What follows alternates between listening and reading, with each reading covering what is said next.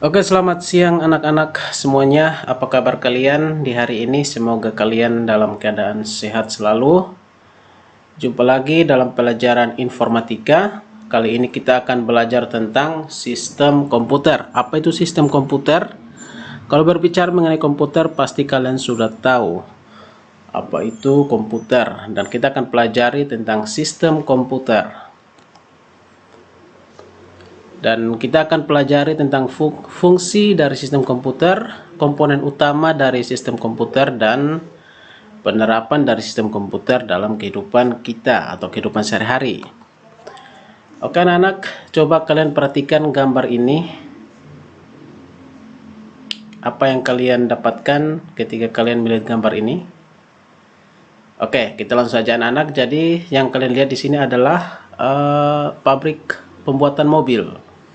Dari pabrik pembuatan mobil ini dia menggunakan sebuah sistem komputer untuk membantu proses pengerjaan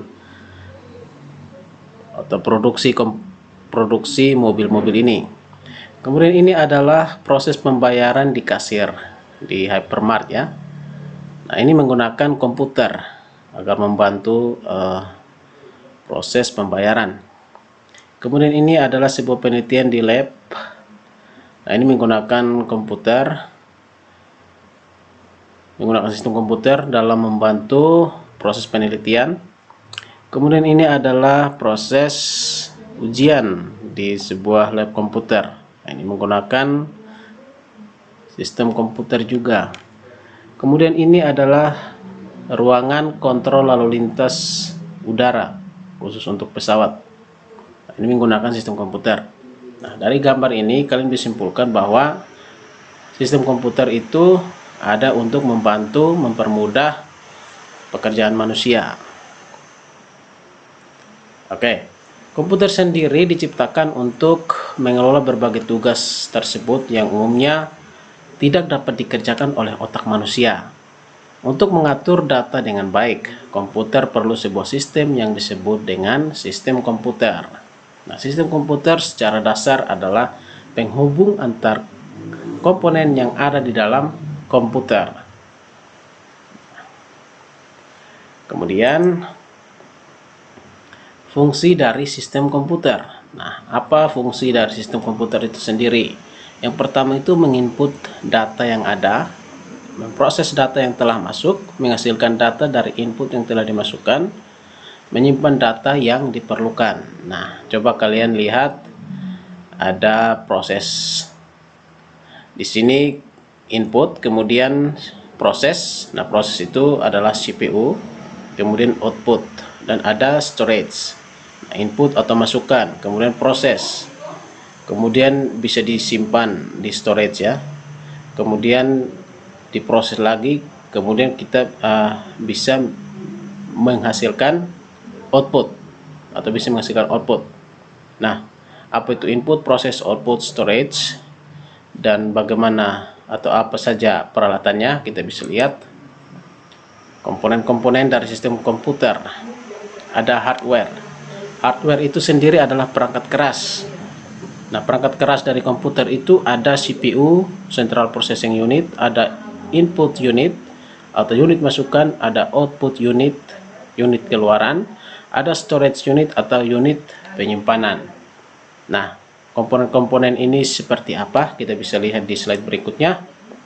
Nah, ini adalah CPU. CPU sendiri anak-anak mungkin sudah tahu ya, apa itu CPU.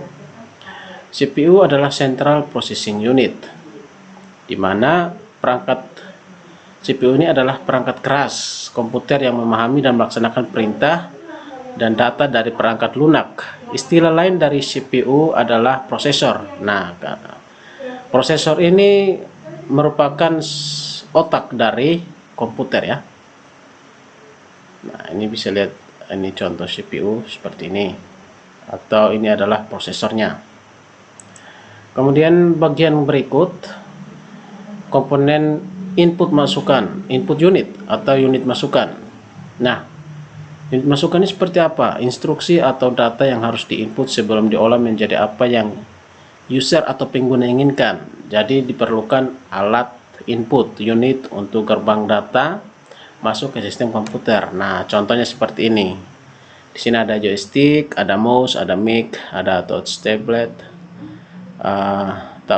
kamera, ada hand scanner, ada keyboard, ada flatbed scanner. Nah, kita ambil contoh saja keyboard. Ketika kita ingin mengetik sesuatu atau mengetik dokumen, kita pasti memerlukan keyboard. Ketika kita ketik, maka akan menampilkan apa yang kita ketikkan di output atau di monitor. Dan anak kita lanjutkan di output unit atau unit keluaran. Nah, unit keluaran ini seperti apa? Nah, fungsi ini berkebalikan dari input. Nah, ini berkebalikan dari input tadi. Jika input unit data masuk ke komputer, maka output unit sebaliknya, keluar dari komputer ya. Output menghasilkan data dan informasi hasil pemrosesan sistem komputer. Data yang dihasilkan berupa video, gambar, suara, atau informasi yang kita butuhkan. Nah, contohnya seperti apa? Anak-anak bisa lihat di sini ada monitor. Nah, ketika kalian melihat atau mengerjakan sesuatu di komputer, tentunya kalian lihat ke monitor. Ada contohnya kalian mengetik sesuatu di dokumen, kalian bisa melihat menggunakan monitor. Atau speaker, kalian bisa mendengarkan suara dari speaker. Nah, itu output ya, output dalam bentuk suara. Ini ada proyektor mengeluarkan gambar. Ada printer mengeluarkan apa yang kita ketik di dokumen atau foto, kita bisa cetak. Kemudian ada earphone, headset ya. Kemudian ada ini kartu suara ya. Nah, ini adalah komponen dari output unit. Kita lanjut. Storage atau unit penyimpanan. Nah, ke unit penyimpanan ini pasti kalian sudah tahu. Artinya instruksi yang diinput sistem komputer melalui input disimpan di unit storage sebelum diproses. Setelah hasil data diproses, data berikutnya disimpan di unit ini terlebih dahulu sementara. Contohnya hard disk, ada SSD, flash drive atau flash disk ya, ada DVD atau VCD, ada ROM, disket eksternal hard disk, ada RAM. Nah, contoh sederhana flash disk, atau kalian di handphone kalian bisa mengetahui unit penyimpanan di handphone adalah menggunakan memori, kartu memori ya, atau memori. Ada memori internal, ada memori eksternal. Itu adalah storage unit atau unit penyimpanan. Kemudian komponen utama dari sistem komputer. Nah, itu ada software. Tadi kita sudah belajar hardware, sekarang kita belajar software atau perangkat lunak.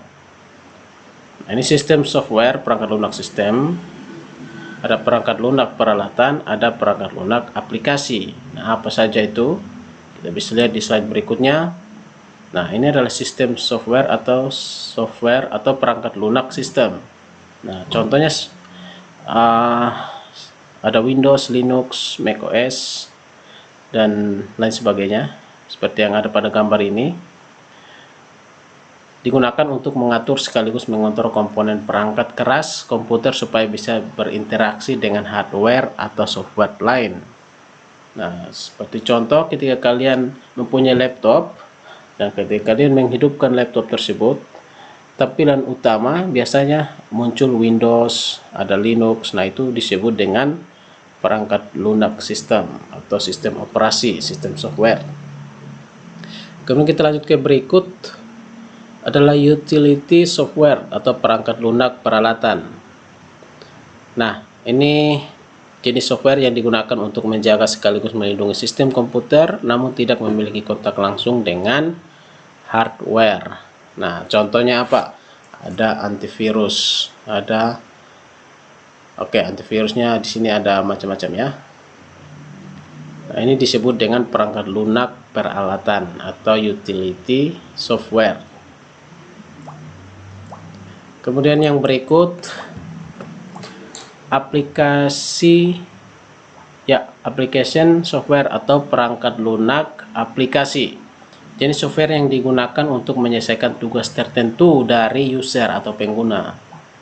Sebagai contoh, di sini kalian bisa lihat, di sini ada browser seperti pertemuan kita pertama ya, kita sudah belajar tentang browser. Nah, itu disebut dengan perangkat lunak aplikasi. Kemudian di sini ada Skype, ada Microsoft, banyak ya. Jadi perangkat lunak aplikasi yang membantu kita untuk melakukan sesuatu pada komputer. Oke, kemudian komponen utama yang berikut adalah yang penting di sini adalah brainware atau perangkat intelektual atau pemakai atau pengguna komputer. Brainware bisa disebut sebagai orang yang memakai atau perangkat intelektual yang menggunakan dan mengoperasikan perangkat komputer. Tanpa brainware, sistem komputer hanya seperangkat kosong yang tidak digunakan apa-apa. Nah, sebagai contoh, kalian mempunyai laptop tetapi kalian tidak menggunakannya, berarti komputer atau laptop tersebut sia-sia atau tidak ada fungsi apa-apa. Nah, di sini maksudnya brainware adalah pemakai.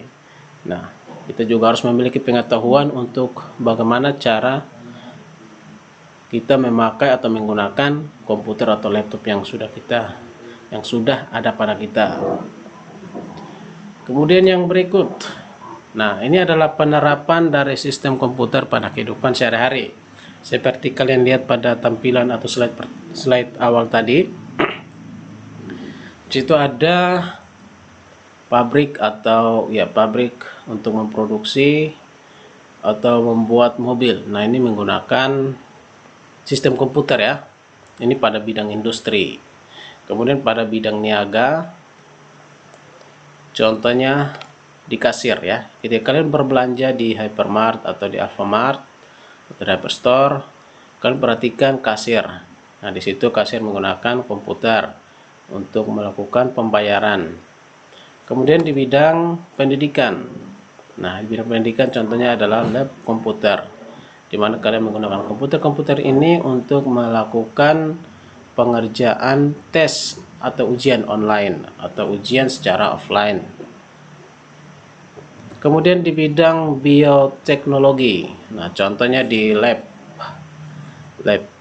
ya, atau di bidang penelitian tentang